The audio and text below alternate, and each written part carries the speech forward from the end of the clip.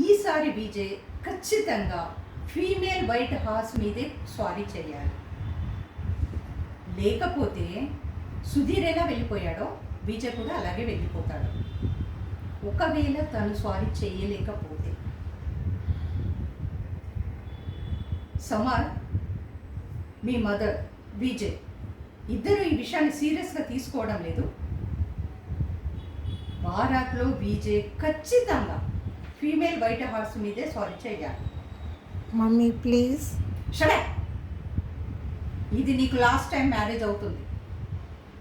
It has to be perfect. వదినే గారు, నేను చెప్పిన విషయం మర్చిపోలేదు కదా, అదే ఫీమేల్ వైట్ హార్స్ గురించి.